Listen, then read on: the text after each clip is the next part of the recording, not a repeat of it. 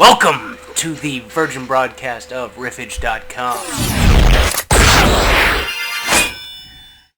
That's right, Cherry Popper broadcast. So, let's get right to the meat of things. What you need to know about me. Well, I'm a rocker guy. I like to listen to a lot of music. I mean, I'm talking everything from the classics, to modern rock, a little bit of heavy metal, some alternative, some college rock.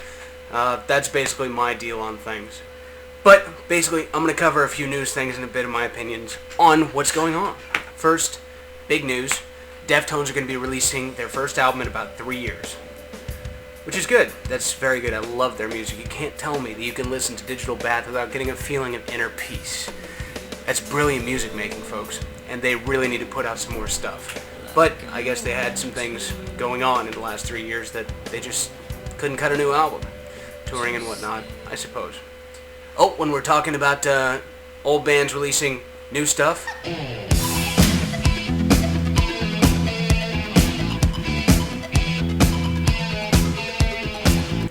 That's right, Duran Duran releasing a new album. Man, they've been going for about 25 years, longer than I've been alive, and I still don't really like them that much. That's just a personal choice. I'm not really into all that stuff. But good on them for plugging along for that long. I mean, it's a quarter of a century, 25 years for Duran Duran. Also, a bit of news. Kitty's actually about to release a new album on their own label. And, you know, I started out liking this band when they first came out, where it was, who was it? Mercedes, Morgan, Telena, and Fallon. And then they switched members like they were changing underwear. I mean, they did like 4 or 5 changes. I haven't even been able to keep up, but it's just, ugh. It's kind of cool that they're releasing it on their own label. It shows they're kind of moving up in the world and they're deciding to stand on their own. I dig that, and I hope their work reflects the passion that they had in their first album. It's brackish, incredible. Oh, also, one thing that I've noticed is Rhino Records. They've decided to release both a box set of both the Doors and Robert Plant's works, but it's irritating to me that they keep doing this kind of thing. It's just rehashing the same product, and some people may want to buy the box set just so that they don't have to get all these separate albums, but that's what greatest hit albums are for, you know? You go buy that just so you can get kind of an introduction to the music, and you want to hear what most people liked. But honestly, if you want to hear the Doors' work, go buy the albums. Go buy it on CD. Go download it off of iTunes. Do something like that. But don't buy another box set unless it's for somebody who absolutely loves the Doors, but for some reason had all of their CDs eliminated. New packaging doesn't change anything. Really. I would much rather buy a 12-track CD of covers of the Doors' songs done by new artists in interesting ways than to have all of the songs that I already have, that I already own, in just another box. It's just rehashing things. You know? Same thing that they're doing with Sinatra's work, too. And it's like, oh, why? Why would you do that shit?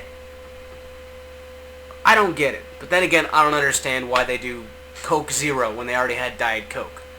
It's the same thing, pretty much. I mean, I can only taste a slight difference there, but it's just no calories. Ooh.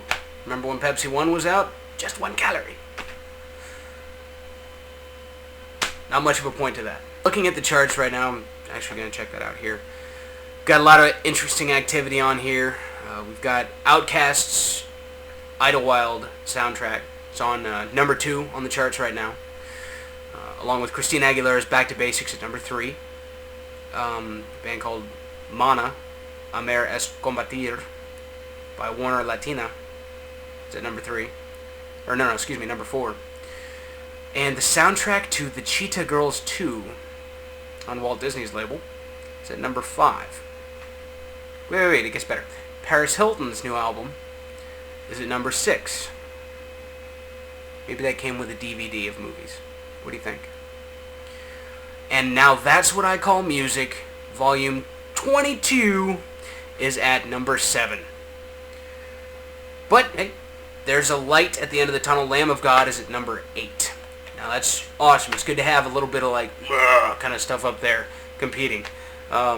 Granted, it didn't do as well as Now That's What I Call Music 22, but then again, when you really want to feel good about things, Paris Hilton still hasn't outdone the Cheetah Girls soundtrack.